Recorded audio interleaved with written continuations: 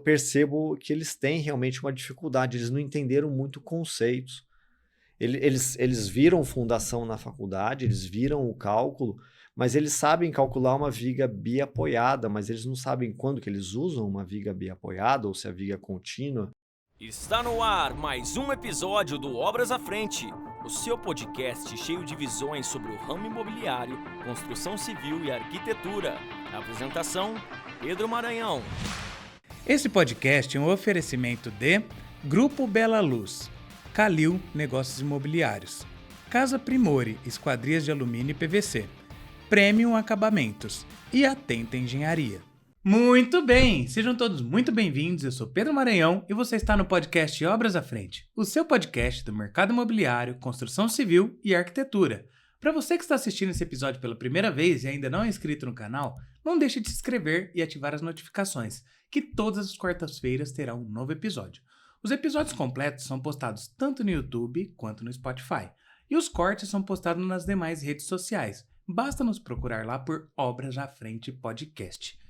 Para o episódio de hoje, gente, um tema até um tanto controverso, pode parecer, Sim. mas um tema muito interessante, muito bacana, acho que vai ser bem legal falar sobre ele, que é: projeto estrutural vai te fazer economizar na obra. Será?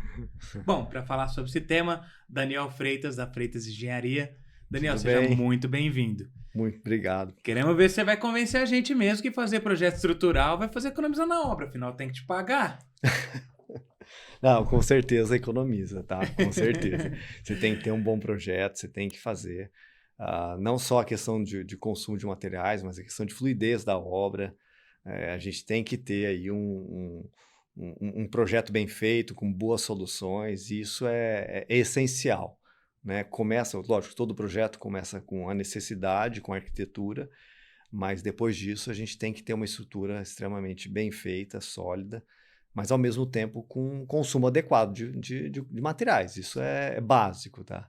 Isso é uma coisa que a gente sempre priorizou, porque a gente tem que entender que não basta só colocar a coisa em pé, você tem que colocar ela em pé de uma maneira que seja viável, né? Se você pegar a norma, ela fala que um dos primeiros itens da norma, ela fala que a gente tem que ter uma melhor solução para um problema com o menor consumo de materiais possível. Então, acho que isso é importante, sabe? É essencial aí para a obra.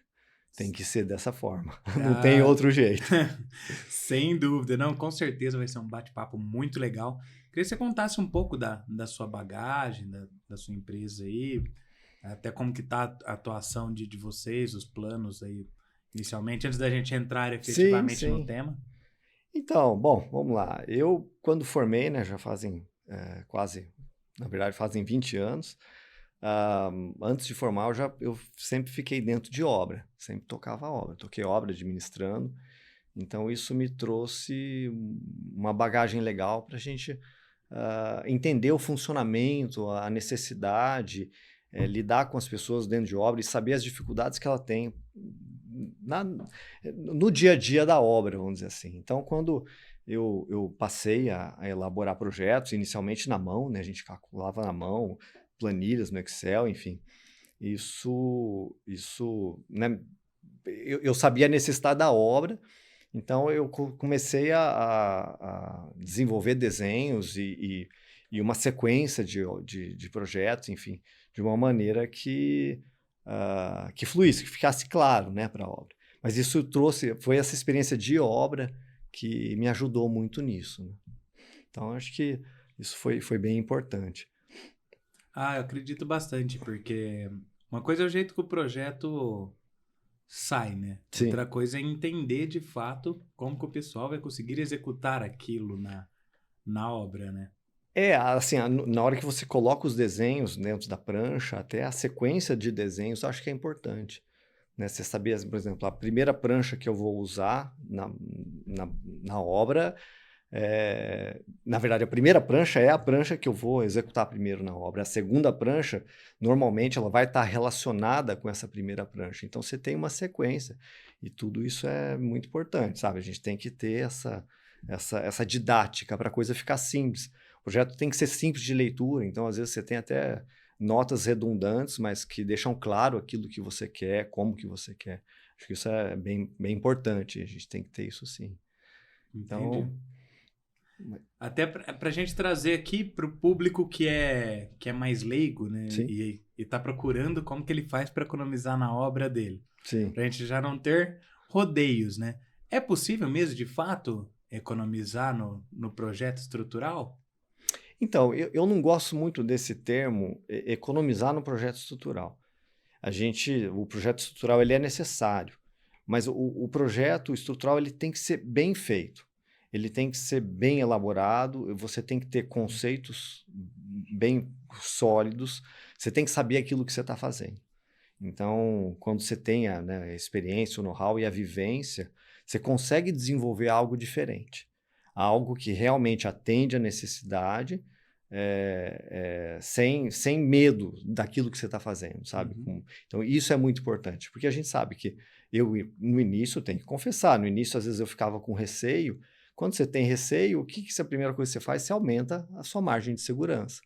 Então, isso, às vezes, traz um aumento de materiais muito grande. Às vezes, você acha que não, mas a hora que você aumenta uma bitola ou aumenta uma estaca a mais, você aumentou ali 15%, 20%, 30% o custo geral da estrutura, que é muito significativo. Isso é muitas vezes o valor do projeto estrutural. Então, assim, por uma questão até, às vezes, de respeito com o cliente, a gente sempre procurou. E quando eu não sabia, a gente sempre procurou ver as pessoas que tinham mais experiência, que tinham mais vivência naquela área específica, por exemplo, fundação, ou num cálculo de uma laje diferenciada, enfim, tudo isso a gente sempre trouxe para poder trazer a melhor solução, sabe? Trazer a melhor solução e, com isso, trazer um projeto que seja viável, que seja... vamos dizer assim, entre aspas, econômico, mas eu gosto mais do termo flat, né? Você ter aquilo que realmente é necessário, nem mais nem menos. Né? Porque a economia dá a sensação de que você pôs menos, e não é isso, é flat, né? É uma equalização daquilo que realmente é necessário. Acho que isso que é o mais importante. Não, concordo plenamente. É por isso que é legal assim trazer isso como tema, porque eu não penso, nossa, como que eu vou fazer para economizar? Não, o economizar é fazer a situação mais otimizada possível. Sim. A questão que muitas vezes, que eu vejo que acontece muito no mercado, a pessoa resolve não contratar um profissional para fazer o projeto. Mas o pedreiro que está lá na obra já trabalha com isso há 30 anos, já fez não sei quantas casas e nunca caiu. Esse nunca caiu é uma cilada. Nunca caiu porque talvez você nunca tenha ficado sabendo, mas cair realmente é difícil. Tem que ser muito bom, né, para derrubar. Tem que ser muito bom. Ele tem que ser muito competente para derrubar. Mas a hora que você avalia, acaba virando algo muito da experiência dele. Então, com certeza, para você não ter patologia, ele vai colocar mais material do que o necessário. E a hora que a gente pega o custo do material e você faz essa relação, o que você gastou a mais, às vezes você paga 10 vezes ou 20 vezes o valor de um projeto estrutural. Sim. Eu acho que não faz muito sentido, sabe? É que as pessoas, poxa, eu vou gastar, né, às vezes 5 mil, 10 mil, 15 mil num projeto estrutural, mas ok, mas a hora que você faz a conta, põe na ponta do lápis, às vezes na perfuração das estacas você já pagou o projeto. Sabe? Então, isso é básico, sabe? Isso Ele é uma coisa que se paga, né? Sim, se paga sem por dúvida. Você ter a segurança que você fez a situação, como você disse muito bem aí, a situação mais otimizada. Sim. Esse aqui é o melhor que dá para fazer com segurança. Ainda assim... Dentro de norma, enfim. Está dentro de norma, exato, porque as margens de segurança não vêm da cabeça do Daniel. Vem da norma. Vem da norma e a gente segue a risco. Eu brinco, né? Que eu faço conta.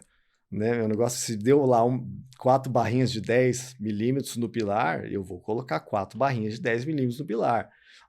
Não, vou colocar barra de meia porque eu acho que não sei. Não, barra de 10 é barra de 10. Acabou. A conta deu isso, revi os cálculos, revi o conceito, revi tudo, não tem. Tem que ficar assim, não tem que ser diferente, sabe? E isso o pessoal às vezes não sabe, mas dá uma diferença muito grande. Questão de fundação também, principalmente fundação. A gente tem aí tem que saber as soluções, tem muitas soluções de fundação que a gente consegue adotar, que muitas vezes trazem economia. Estacas com ponta batida, mesmo sapatas, enfim, o próprio tubulão, tudo isso a gente definir exatamente o tipo de fundação para o solo e para a profundidade, para a melhor situação. Então você encaixa, a gente trabalha, é como se fossem faixas. Eu sei a profundidade que a estaca vai ficar mais econômica, eu sei a profundidade que o tubulão vai ficar mais econômico, ou que a estaca de ponta batida, ou Strauss, enfim, tudo isso a gente já tem que ter uma ideia, como se fossem gráficos. Olha, esse gráfico, esse aqui começou a ficar muito alto, esse aqui está descendo, então você tem os pontos ideais aí que a gente trabalha. Então tudo isso é importante, a gente tem que ter essa noção, né? Essa ideia. Mas está sempre aprendendo, né? Sempre a gente está aprendendo mais aí. Acho que é muito importante essa questão do aprendizado. Até uma coisa legal, né? Assim, dessa parte de engenharia de estruturas, eu tenho uma pós em engenharia de estruturas. Então, eu fiz a pós para ter certeza que eu não ia trabalhar com isso. Sabe quando a gente precisa fazer uma pós-graduação para ter certeza que eu não ia trabalhar com isso? Foi muito legal, aprendi demais, me ajudou muito. Durante toda a minha carreira eu trabalho com obras, trabalhava antes com obras verticais, né? Sim. Então, mais construções de prédios e tal. Agora eu trabalho com obra residencial. Não, bacana. Mas toda a bagagem do prédio a gente traz para casa. O know-how, né? O know-how incrível. Você trabalha com muita gente, são muitas coisas, muitas balanças para equilibrar. Ao mesmo tempo, no prédio tem uma parte interessante que a gente tem um baita suporte do corpo técnico, devido à complexidade que é a execução do prédio. Sim. E às vezes, uma construção de uma casa, você não tem esse suporte todo, você precisa buscar esse suporte, né? Buscar se capacitar, entender mais sobre as situações. E lembra-se muito sobre a parte de fundações, eu gostava bastante, foi até o meu TCC na época da faculdade, foi sobre isso, calculei um tubulão de um viaduto para ver sobre esforços horizontais. Enfim, não é o objetivo do podcast, mas era uma área que eu gostava bastante. E uma coisa que eu achava interessante já, não sei fazer, nunca fui tão a fundo para isso, mas tem cálculos, por exemplo, que se você foi lá, dimensionou, colocou a carga tal, deu o bloco com 2 estacas. Às vezes, com uma estaca numa bitola maior, numa profundidade um pouco maior, passa e dá certo. Só que aí você gasta menos aço, gasta um pouco mais de concreto, gasta menos aço, dá menos trabalho, gasta menos forma, gasta menos mão de obra. Lógico que tem que ter essa bagagem de entender o processo executivo. Né? Porque, beleza, do mesmo jeito fura uma estaca, fura 2. Sim, mas aí fazer um bloco de coroamento para 2 estacas é uma coisa. 3 estacas tá ótimo. Cara, 3 estacas vira o caos na obra. Se já não pegar uma mão de obra especializada, ele não consegue nem entender como que ele faz para montar um bloco de coroamento desse, a armadura. Né? Então, assim, tem muitas coisas dentro do cálculo que eu entendo que envolve muito a mão de quem está fazendo. Pensando nessa questão de otimizar o projeto, né? Que foi o que você falou, e não de gastar a mais. Pois fazer com 2 estacas, tá certo. Vai cair? Não vai. Vai ficar estável? Vai. Vai ficar melhor? Até vai. Mas precisa? Não necessariamente sempre, né? Mas a gente tem que tomar algum cuidado também, eu acho que, e isso vai muito da experiência e da vivência que a gente tem em projeto, é você, muitas vezes, entender em que parâmetro que você tem, como que é a sua mão de obra, como é quem que vai executar, como que ele vai executar. Porque muitas vezes você está num limiar, 2 estacas ou 1 estaca ou 3 estacas. Por mais que às vezes uma você tenha um custo um pouco maior, às vezes não dá uma diferença tão grande, mas às vezes eu falo, não, eu vou colocar 2 estacas, porque se ele errar nesse ponto, é um ponto que pode dar problema. Por exemplo, pilar de garagem. Então, às vezes você tem a garagem e ela chega no recuo. A grande maioria das cargas passa com uma estaca só. Se realmente a carga for muito pequena, eu ponho uma estaca só. Mas se eu estou no limite de carga que eu estou utilizando num projeto, eu gosto de colocar 2 estacas. Porque se der uma escapulida... Porque como é um pilar que já é um pilar de canto, que já existe uma excentricidade, às vezes você põe 2 estacas ali, você ganha uma segurança que para quem está executando essa obra, eu acho que é importante. Para evitar uma dor de cabeça, evitar um problema. Então, isso vai muito também de você ter a vivência do mercado, o que o mercado te entrega em termos de execução, Perfeito. sabe? Então, por exemplo, alguns pilares, falam assim, esse pilar, ele às vezes eu até poderia pôr ele com 14, mas eu sei que o cara da elétrica vai vir e vai rasgar esse pilar na hora que ele for pôr a caixinha de elétrica nesse ponto. Ele vai rasgar esse pilar. Então, eu vou fazer um pilar um pouco mais largo. E aí eu indico, eu faço um pilar mais largo, ou eu reforço um pouco, às vezes até na armadura. Porque existem pontos que eu sei que eles vão fazer isso. Por exemplo, a gente evita muito pilares dentro de banheiro, tá? Dentro de banheiro não ponho pilares por causa da questão hidráulica, etc. Mas existem alguns pontos que a gente sabe. E isso, assim, nossa, já aconteceu. Eu brinco, né? O pilar Wi-Fi, né? Só os ferrinhos passando assim. O concreto já foi embora. Não, o concreto foi embora. Mas chumbei com uma massa forte, doutor. Não, assim, a gente fala assim, uau, Santa Norma. Santa Norma. Porque às vezes a gente olha coisas que a gente vê o pessoal falando assim, eu não acredito que aconteceu isso. E é incrível, assim, até dessa parte muito bem que você falou, a gente precisa enxergar qual é a outra pessoa que está pegando esse projeto do outro lado, né? Sim, eu fui contratado uma vez para conferir... É um engenheiro, até amigo meu, que me indicou para atender uma igreja. Que ele construiu uma igreja pequena e tal. Mandou para cara, como vocês vão fazer essa obra só com o pedreiro? É um absurdo, já estava para concretar. As estacas. O tubulão já tinha concretado, já tinha ido. Não dava mais para conferir, ia concretar as estacas. Aí parou, me contratou. Beleza. O dia que eu cheguei lá para conferir, 100% das vigas. 100%, não tinha uma que estava na posição invertidas. Nossa. Então todas estavam invertidas porque na cabeça dele o ferro mais grosso tinha que estar em cima.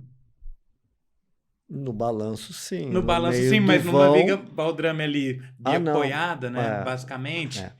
Então, assim, tem parte, lógico, mas ele inverteu todas. Todas as vigas ele pegou pelo olho. Não, o ferro grosso tem que estar em cima. Ah, mas eu sempre fiz com o ferro grosso em cima. Aí eu dei aquela respirada e falei assim... Me avisa onde que você já fez. Mas assim, olha o nível do problema que pode ter. Não tem problema a pessoa não saber. Tem profissional para todas as áreas. Sim. Né? Eu falo assim, os empreiteiros mesmo que trabalham com a gente lá na construtora, eles gostam de trabalhar com a gente. Sim. Por quê? Eu decifro o projeto para ele. Sim. Eu explico como que é para fazer. Eu assumo a responsabilidade técnica pelo que ele faz. Eu assumo a responsabilidade pelas cagadas que ele faz. Eu corro atrás de material para ele não ficar parado. Sim. E corro atrás de obra para ele trabalhar na sequência. Ele vai lá e faz o serviço dele. Então é importante ter esse profissional, né? A gente tem... Isso é... Se as coisas são encaixadas, se você tem cada macaco no seu galho, a coisa flui muito bem. É gostoso de trabalhar. É gostoso. Eu acho que a obra é uma delícia. Eu amava a obra. Mas realmente eu tinha muito problema com a mão de obra. Porque muitas vezes você tem uma pessoa consciente do teu lado, ok, você lida, você conversa, você explica. Mas às vezes você não tem uma pessoa com essa consciência. Ele não te enxerga como um colaborador, um amigo que está ali do teu lado para ajudar a fazer aquela coisa acontecer. Muitas vezes ele fica bravo. Quem que é esse cara que está dando palpite? Eu faço isso há 30 anos. Mas muitas vezes faz há 30 anos errado. É pena. Assim, o ideal sempre, 100% às vezes, tem que ter um engenheiro na obra. Você tem que ter uma pessoa que vai estar olhando, que vai estar acompanhando. Acontece muitas vezes. Na verdade, eu sei, às vezes as pessoas me ligam para perguntar, para ler alguma coisa de projeto. E eu sei o nível de entendimento do projeto pelo nível de pergunta. Tem algumas perguntas que são boas, mas tem algumas perguntas que eu ligo para o cliente e falo, olha, cuidado, porque essa pessoa... você está perguntando isso... Se ele está me fazendo uma pergunta desse grau, ele tem um conhecimento muito limitado. Sim. O que a gente não critica, porque a gente não sabe, né? Não é uma crítica à pessoa em si, mas você tem que ter pessoas adequadas, você tem que ter pessoas capacitadas, né? E acho assim... É muito triste isso de você não ter um engenheiro tocando a obra sempre. Acho que tem que ter. Obras de qualquer porte. Você tem que ter uma pessoa com um olhar um pouco mais crítico, que na verdade está indo lá para isso, para olhar, para ver, olha, não é para criticar o serviço, mas olha, isso vamos fazer assim, ó, isso não é dessa forma. E até para ensinar, né, para que essa Sim. pessoa amanhã, se algum dia ela estiver sozinha fazendo esse acompanhamento, Sim. né, para que ela saiba o que pode, Sim. o que não pode. Afinal, quem estiver ouvindo aqui esse episódio, me fala, se você já passou em alguma obra alguma vez e viu aquela trelicinha assim, ó, dentro de um pilar. Deve ter visto. Por quê? Porque eu sempre fiz assim. Entendeu? Cara, eu vejo às vezes até dentro de condomínio, eu acho um absurdo. Eu falo assim, cara, como que... Sei lá, acho que se eu fosse o gestor do condomínio, eu já passaria a ver se uma coisa desse porte, eu já daria um jeito. Mesmo que a responsabilidade é do cliente, né? Mas, cara... Mas hoje eu tenho visto os condomínios pegando um pouco mais o pé disso, viu? Tem condomínios que estão pedindo, por exemplo, exigindo na aprovação projeto de muros de arrimo. Porque esse é um dos mais problemáticos. Ainda mais depois daqueles vídeos lá do Alphaville, lá do muro. Quem assistiu o vídeo do muro caindo da piscina da pessoa, né? Isso é terrível. Porque o arrimo, ele não aceita muito desaforo. Né? Eu costumo brincar, às vezes eu explico, isso é meio técnico, mas conforme você aumenta a altura do arrimo, o empuxo do solo, a altura é linear. O empuxo do solo é quase ao cubo. Não é exatamente ao cubo, porque é H vezes H dividido por 3, mas é quase ao cubo. Então, se você passou de 1 para 2, o empuxo do solo você passou de 1 para 7, mais ou menos, seria isso. Então, assim, é muito grande. Então, às vezes, o pessoal tem, realmente, arrimo dá problema. Tem que ser feito com muito zelo. Você tem que saber como estão os seus vizinhos. Eu não vou desenvolver, me passa o seu plano altimétrico e a locação, né, da casa. Eu não posso, eu preciso saber o que o seu vizinho fez. Não, eu não tenho vizinhos. Ok, tranquilo, aí é o arrimo padrão. Mas, às vezes, seu vizinho cortou e você vai aterrar. Então, essa é uma situação crítica. Então, eu preciso saber, eu vou fazer cortina... Eu vou fazer estacas de reforço. Qual que vai ser o empuxo do solo que eu vou considerar? Então, tudo isso é muito sério.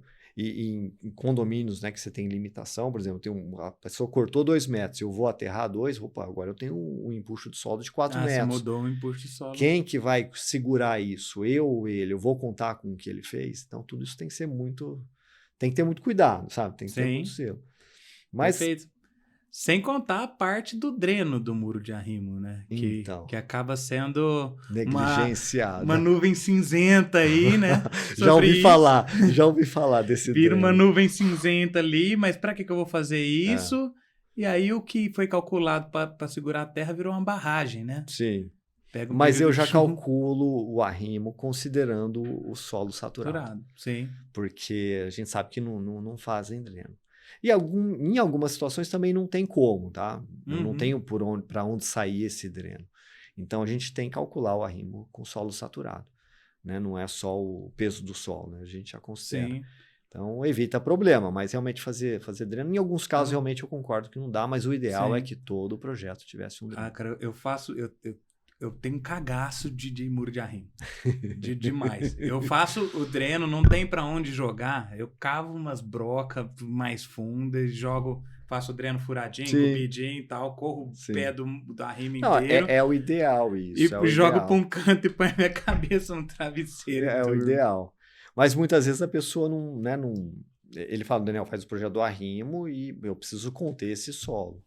Então, eu vou considerar, obviamente, o solo saturado. Sim, exatamente, porque igual você falou, você não sabe como que tá a outra pessoa que você está fazendo do outro lado. Mas você mostra que mas no meu projeto tem um detalhe aqui do dreno. Tem, mas eu não executei, doutor, porque eu não entendi. Aí eu não entendi depois que caiu. Ninguém faz dreno, ninguém faz dreno, nunca fiz.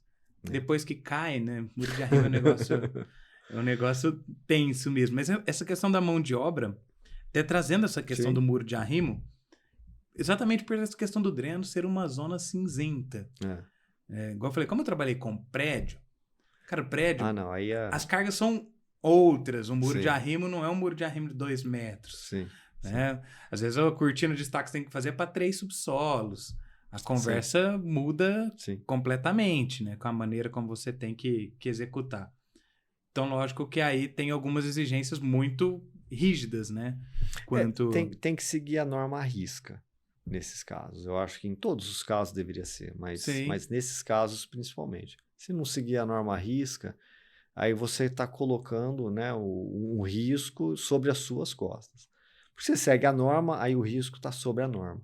Mas se você não segue... Se você não segue, tá totalmente... Não, aí você assume uma bronca. Eu posso fazer algo fora de norma. Eu tenho autonomia para isso. Mas quando eu faço isso, eu assumo o risco. Uhum. Né? Aí eu fico responsável por aquilo que eu estou fazendo. Então, isso é complicado. E principalmente obras prediais altas é complicado. Sim. E o que eu falo? Nós temos o problema da mão de obra de execução. Sim. Que tudo bem esse cara não saber. Sim. Ele não estudou para isso. Ele repete aquilo que ele aprendeu com alguém. Talvez Sim. quem for o mestre dele ali Sim. sempre fez assim. Essa pessoa deu sequência fazendo assim. Tanto que para quem já trabalha anos, se eu falar que não existe treliça dentro do pilar, o cara me mata. Assim, como não existe? Minha casa inteira com treliça no pilar não caiu até hoje. Mas não cai. Faz uma alvenaria portante ali, coloca a treliça no canto, Exatamente. passa a canaleta com uma treliça também. A canaleta com a treliça pronto, em cima, tá tudo joga certo. H5 lá em cima, acabou. Acabou, tá feito. Não cai, realmente. Não cai, realmente não... Realmente não, porque a gente falou, a pessoa tem que ser muito boa para derrubar. Tem que fazer um esforço legal para derrubar. Tem que ser grande. Mas eu fico uma certa preocupação, até queria ouvir sua opinião quanto a isso. Né? Hoje tem muita gente entrando no mercado, né? Tem muita gente se formando, acho que aumentou bastante o número de faculdades e tal. Não estou entrando no mérito de qualidade de faculdade, nem necessariamente de qualidade de ensino. Sim. Embora eu acho que durante o período de faculdade inteiro a gente gasta bastante energia com cálculo e não aprende tanto conceito quanto, ao meu ver, deveria ser trabalhado. Porque se você entende o conceito, você consegue buscar o cálculo sozinho. Se você aprende só o cálculo, fica igual... Nossa, eu falo isso muito. Igual aprender a fazer baliza com o carro. Você aprende a passar na prova. Né? Então, você gira a direção para cá, vê a hora que o retrovisor aparece a baliza no canto. Aí você gira de volta, a hora que você vai fazer a baliza com o carro, você não sabe fazer. A hora mudou o carro, mudou a posição do retrovisor. Mudou a posição do retrovisor, mudou o tipo do carro...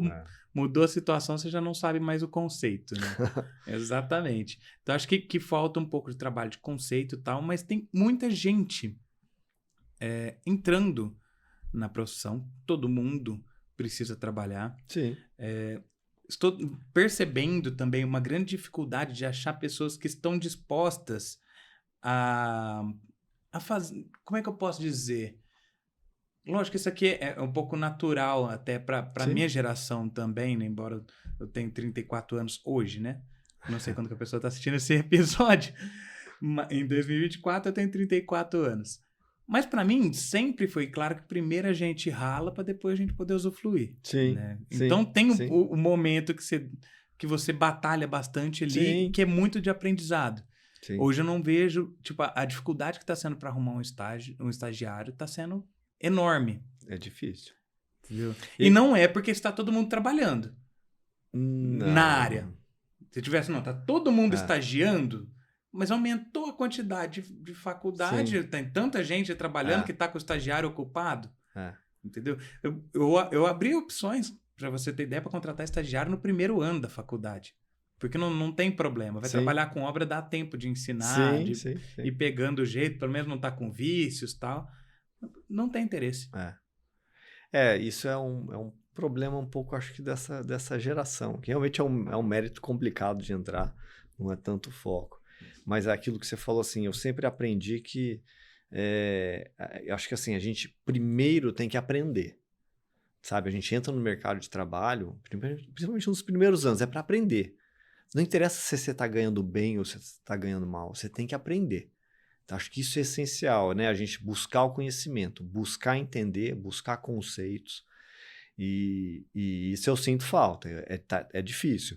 Então, assim, a gente tem que, por exemplo, né, dentro da equipe do escritório, a gente tem pessoas que a gente seleciona muito por essa questão dessa visão, de querer realmente, de gostar daquilo, de gostar de entender o conceito, de entender o porquê das coisas.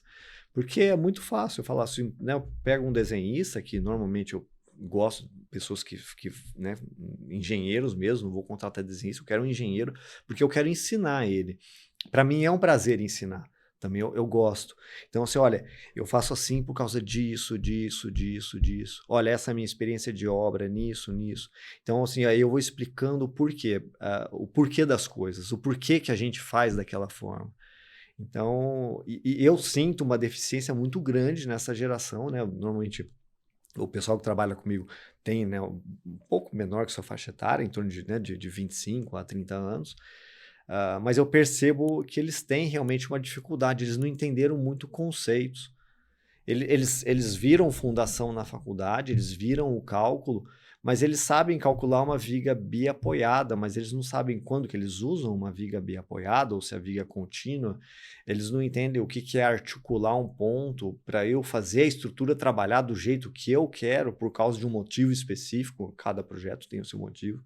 Então, tudo isso eu percebo que falta muito, realmente. A gente eles sabem calcular a armadura de um pilar, mas não sabe fazer um pré-dimensionamento adequado para um consumo ideal. Realmente não aprendeu. E eu sinto muito essa deficiência, sabe? Mas são os desafios que a gente tem que ter. Sim. Treinar, eu acho que assim, também uma coisa que eu acho muito importante em termos de conceito. Quem está do meu lado, eu vou passar todo o meu conhecimento. Tudo aquilo que eu sei, tudo aquilo que eu aprendi, toda a minha experiência. Porque hoje eles estão me ajudando, mas amanhã eu sei que a hora que uma pessoa sair do meu escritório, eu fiz o melhor para ele ter uma experiência, para ele ter uma vivência e buscar não só a questão de projetos em si, mas uma vivência de postura profissional. Né, de priorizar o outro, de priorizar o cliente, de priorizar, vamos dizer assim, a ideia, né? Quem que é o principal ali? É a obra que tem que sair bem feita, é o cliente que tem que ficar satisfeito com aquilo, a coisa tem que fluir bem, sabe? Tudo em harmonia, vamos dizer assim. Então, acho que isso é muito importante, mas existe realmente uma deficiência muito grande. Mesmo o pessoal, por exemplo, que vem de faculdades federais, né, que estão no escritório, eu percebo que muitas vezes eu falo assim, mas você não viu isso na faculdade? Ele olha para mim assim, eu não vi, ou eu não lembro. Eu falo, então vem cá, vamos pegar os livros de novo, vamos relembrar, vamos ver. Aí, enfim, a gente tem algum material lá no escritório, olha, vê. Você lembra? Ah, não, eu lembrei, realmente estudei isso, mas não lembrava que era usado para isso, né? Então, assim, a gente vê também que é gostoso, porque acaba ficando uma coisa interativa, né? Ele fica feliz em aprender, entender aquilo né, o porquê que ele aprendeu aquilo, né? Tem um fundamento, tem um porquê. Entender até onde que vai usar exatamente. Exato, tem o porquê, onde vai usar, onde vai... Mas isso é bem, bem interessante, bem bacana mesmo. E eu acho bem legal porque, assim, boa parte, né, do pessoal que forma em engenharia especificamente, né? Sim. Acaba enxergando que existe 2 caminhos. Ou eu vou trabalhar com obra, ou eu vou trabalhar com projeto. Sim. Me dou bem com obra, vou trabalhar com obra. Não me dou bem com obra, vou trabalhar com projeto. Mas simplesmente migra para esse lado, né? E igual você falou, algumas coisas levam tempo. Sim. Então, tipo, você já teve uma vivência de obra. Sim. Para entender como que o eletricista faz o serviço dele. Sim. Como que o pedreiro realmente monta a armadura lá na obra. Sim. Como que ele pega e ajusta a armadura. E, cara, dentro de obra assim mesmo, eu já peguei tantos erros do executivos assim, que não quer dizer que vai dar problema. Mas tem tudo para dar problema. E a justificativa você vai ver até plausível. Tipo, já vi obra que pegou a viga vem com os esquadros na ponta, deu trabalho para montar. O que eu fiz? Catei a lixadeira, cortei o esquadro. Sabe o que eu falo? Cortou o esquadro, não cabia, ok. Não tem problema, corta o esquadro. Mas aí o que você faz? Qual que é o esquadro? É uma barrinha de 10 milímetros? Pega um toquinho de barra de 10 milímetros, faz um esquadro e refaz o esquadro na posição correta, não custa nada. Sim. Sabe? Não custa nada, porque o esquadro é muito... Você tem que ancorar essa armadura dentro do concreto. Sem o esquadro, você não ancora. Sim, ele pode escorregar simplesmente. Não, ele está preso só no atrito do concreto. Já vi arrimos que abriram por causa da falta do esquadro. Porque o canto, você tem o travamento. Se você puxa para cá, ele está travado, ele não movimenta. Se você deixa a barra assim, ela simplesmente escorrega. Sim. Então... tem que ter sempre o esquadro, isso sim, pensando no muro, num canto, mas se você tem uma viga apoiada em um pilar, essa viga que a gente brinca, né, ela está engastada, então às vezes eu tenho um pilar de dimensão grande, já fiz projetos de prédios altos, então assim, muitas vezes a viga ela tem um gasto quase perfeito no pilar, porque o pilar, às vezes, a dimensão dele é maior do que a dimensão da viga. Verdade. Então, mas eu tenho que ancorar essa barra ali, eu não posso simplesmente deixar ela reta, ou tenho que ver esse comprimento, se é adequado, tem que ter essa dobra. Mas assim, a gente percebe que existem, às vezes a pessoa corta e faz um erro e eu falo, pô, gente, é simples a gente resolver, não pode deixar errado. E às vezes Não até pode aproveitar deixar, a oportunidade que tem, né? Então, também para quem está do outro lado da obra. Sim. Viu? Se tem um engenheiro, vamos partir da premissa que tem um engenheiro que está tomando conta dessa obra, não tem o conhecimento suficiente para determinar sobre isso, que acontece muito e é natural. Tem, igual você está fazendo um projeto, a pessoa pode te consultar. Você vai dar essa explicação para ele. Sim. Tem coisa que a gente precisa olhar, que tem coisa que realmente foge do controle. Hoje, né? Tem coisa que foge do controle. Te dar um exemplo que já aconteceu em obra minha com muro de arrimo. Era um muro de arrimo de 1,5 metro. Não, 1,5 metro. Sim. Muro baixo. Sim, muro baixo, armadura tudo certinho, bonitinho, foi feito certinho e tal. Na hora do aterro, o cara chegou com a pá carregadeira, foi empurrando a terra, empurrando o muro junto. Aí o muro de arrimo é feito para aguentar o peso da terra, não para aguentar uma pá carregadeira, empurrando ele para frente. Não caiu. Sim, mas muitas vezes você desapruma o muro. Desaprumou o muro. E para voltar é complicado. Desaprumou o muro. Então, não foi muito. Mas não foi muito porque eu tava lá. Mas já tava... Se eu não tivesse ido, eu só ia ver na hora que eu tivesse ido pro chão. Não, mas olha o nível do problema, né? Então, o projeto tá ok. Foi executado corretamente. A pessoa que vem para fazer o próximo serviço... É uma corrente, né? Nunca essa corrente ela é mais forte que o elo mais fraco. Então, você não pode deixar um elo mais fraco na corrente. Ela tem que ser toda reforçada. Por exemplo, essa questão técnica, se o engenheiro tem dúvida no projeto, hoje é muito simples. Para mim, eu tenho uma certa dificuldade, isso é verdade, de sair do escritório e ir numa obra. Eu tenho essa dificuldade por causa da demanda de projeto do escritório. É muito grande. Então, assim, uma saída, às vezes, pensa, é rápido, é coisa de 15, 20 minutos. Não é, demora 1h30. Porque a hora que a gente chega lá, a gente começa a conversar e vê uma coisa e vê outra. Já flui. Já tô aqui, tô conversando. E a gente gosta de falar. Então, você conversa, você tá lá falando, enfim, a hora que você viu, nossa, eu cheguei aqui às 9, já são 10h40. E eu tinha que fazer isso, aquilo, eu tinha que entregar aquele projeto, tinha que fazer aquela verificação. Mas, por exemplo, hoje é muito simples porque você faz um vídeo da sua dúvida e manda por WhatsApp. Então, às vezes você tem uma dúvida no projeto ou na obra, você manda um vídeo, manda a situação, às vezes é muito simples, fala, nossa, entendi perfeitamente o que você quis dizer. Eu abro o projeto e faço um vídeo para ele explicando o detalhe, ou mesmo, muitas vezes, não, deixa eu te explicar aqui, vem cá, deixa eu riscar, faça um desenho na mão assim, faz uma armadura de suspensão, faz assim, entra assim, tanto, ancora, beleza, manda a foto para ele. Então, tudo isso é muito simples. Mas é interessante, tem que ter essa busca, a gente tem que ter, né, uma pessoa com a vivência e principalmente com a coerência dentro de obra para te buscar nesse sentido. Mas isso para mim é um prazer, eu acho que a gente tá para servir, sabe? Acho que essa é a ideia. Eu, como profissional, eu estou para servir o outro, então servir é um prazer, né? A gente poder passar a experiência, poder passar, né, todo o know-how que a gente tem, aquilo que a gente desenvolveu ao longo da vida, né, profissional. Acho que tudo isso é gostoso, é gratificante.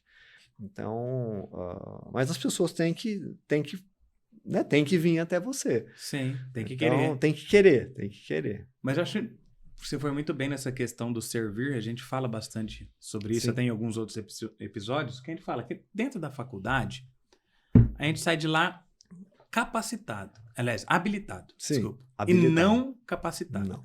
Habilitado igual a gente tira a carta. Sim. Você acabou de tirar a carta. Você pode dirigir do sul do país até o norte do país sozinho? Poder, você pode. Você pode, já está habilitado. Entendeu? Mas você tá bem para isso? Já sabe dirigir em pista simples, buracada, cheia de caminhão de cana no meio do caminho? Tem que ter experiência. Não convém correr esse tipo de risco. Tem que ter experiência. E dentro dessa área que nós buscamos o servir, nós temos que pensar aquilo que é o melhor para o cliente. Sim. Que a gente volta no tema desse episódio. Então, o projeto estrutural para economizar na obra não é necessariamente para economizar na obra, mas sim, um projeto estrutural bem feito, ele fica na situação mais otimizada possível. Sim. Aonde o restante da obra você consegue executar. Mas um projeto mal feito, ou ele pode te dar problemas sérios, como patologias e coisas que vão te dar problemas terríveis, que vai ficar muito mais caro. Sim. Ou ele pode ficar superdimensionado e você ter um dinheiro ali que está escondido atrás do reboco da parede, pintado, você não consegue nem...